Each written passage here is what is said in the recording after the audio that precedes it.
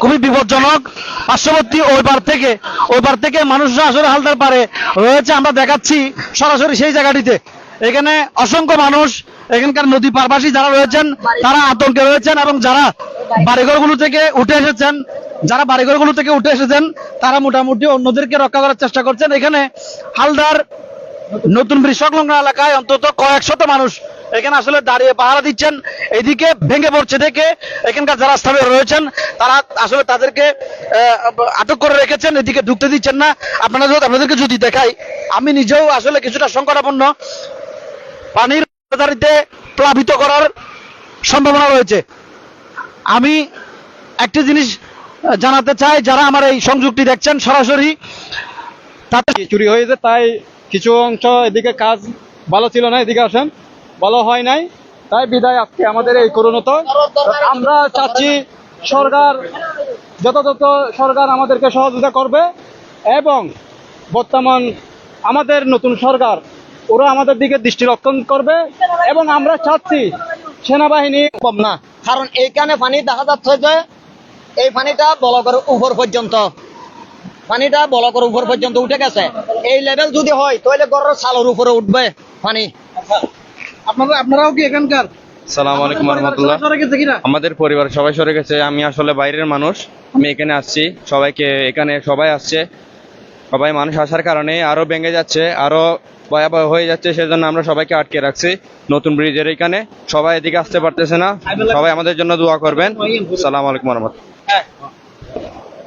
আসসালামু আলাইকুম। আমাদের হালদার বেড়িবাঁধ নাজিরহাট নতুন ব্রিজের পশ্চিম পাশে যে বেড়িবাঁধটা হয়েছে তার উচ্চতা আসলে অনেকটা নিচু হওয়ার কারণে এবং কাজ সম্পূর্ণ পরিপূর্ণ না হওয়ার কারণে এই বেড়িবাঁধটা ভাঙন হয়। এবং আমরা যে ঝুঁকিপূর্ণ অবস্থায় যখন পর্যবেক্ষণ করে আমাদের এলাকার মধ্যে যারা আছে, শিশু, বৃদ্ধ এবং মহিলা যারা আছে তাদেরকে নিরাপদ স্থানে সরিয়ে নিয়েছি, এবং দু একটা ঘরের মধ্যে অবশ্যই যাদের বাসস্থান দালান কোঠা আছে তারা নিরাপদ স্থানে থাকার জন্য রয়ে গেছে, এবং তারা নিরাপদ স্থানে আছে। এবং আমি এই অত্র এলাকার যারা এই ভাঙনের অংশে বিভিন্ন জায়গা থেকে লোক আসার জন্য চিন্তা ভাবনা করতেছে, আসলে আমরা তাদেরকে বাধা প্রতিহত করে বিভিন্ন জায়গায় আটকে দিচ্ছি, যাতে তারা বিপদের মধ্যে আটকার না পড়ে। ধন্যবাদ আপনাকে। দর্শক, আসসালামু আলাইকুম। দর্শক, খুবই ভয়ঙ্কর ভয়াবহ অবস্থা। চট্টগ্রামের হাটহাজারী ফটিকছড়ির সীমান্তবর্তী হালদা নদী, হালদা নাজিরহাট, হালদা নদীর নতুন ব্রিজ সংলগ্ন এলাকায় হালদার দক্ষিণ পশ্চিম পারে হালদা নদীর আমি এখন যেই জায়গাটিতে দাঁড়িয়ে আছি, এটি একেবারে ব্লকের সাথে লাগু একটি বাঁধ। এই বাঁধে ব্লক ভেঙে ব্লকের উপর দিয়ে পানি প্রবাহিত হচ্ছে। হালদার পানি ভয়ঙ্কর ভাবে ঢুকে পড়ছে লোকালয়ে। এখানকার পার্শ্ববর্তী নদী পাড়ের সাথে লাগোয়া বাড়িগুলোর নাম কি? সালে আহমদ দফাদার বাড়ির কয়েকশো পরিবার পানিতে বিলীন হয়ে যাচ্ছে। খুবই ভয়ঙ্কর অবস্থা। আমরা একটু আগেই সেনাবাহিনীর সাথে উদ্ধার টিমের সাথে কথা বলেছি, তারা আসছেন উদ্ধার কার্যক্রম চালাতে। দর্শক, আপনাদেরকে দেখানোর চেষ্টা করছি একবারে পানির প্রবাহমান ধারা, যেভাবে পানি ভিতরে ঢুকে পড়ছে। হাটহাজারী ফরাদাবাদ এলাকা প্লাবিত হচ্ছে, বেশিক্ষণ সময় লাগবে না। এখানকার মানুষদেরকে নিরাপদ দূরত্বে সরিয়ে নেওয়া হয়েছে। আমরা বারবার অনুরোধ জানাচ্ছি, যাদের কাছে ভোট আছে এবং যারা মানবিক মানুষরা রয়েছেন, আপনারা স্ব স্থান থেকে এগিয়ে আসুন।